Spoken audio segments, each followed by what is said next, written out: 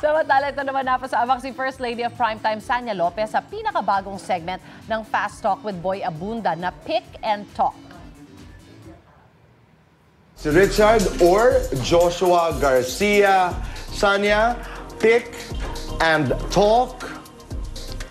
You can do it now. Piliin ko muna si Joshua Garcia. Si Joshua Garcia.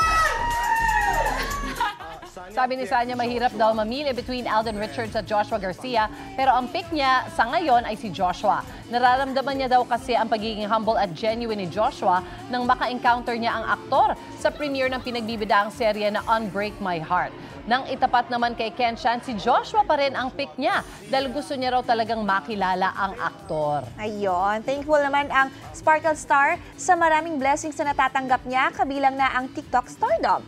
Kaya naman hindi pinalampas si Tito Boy na magpaturo ng ilang TikTok moves at paandar. Sa pagiging busy with career, ready na kayang ma-in-love si Sanya? Parang feeling ko, Tito Boy, I think it's time na rin naman. Tama. Pero may moment na siguro ngayon pwede na ganun pa lang. Pero kung bibigay nga sa akin, Tito Boy, kasi pero pinagpe-pray ko siya eh. Mauna ka sa mga balita. Bisitahin at mag-subscribe sa GMA Integrated News sa YouTube. Sa mga kapuso abroad, samahan nyo kami sa GMA Pinoy TV at sa www.gmanews.tv.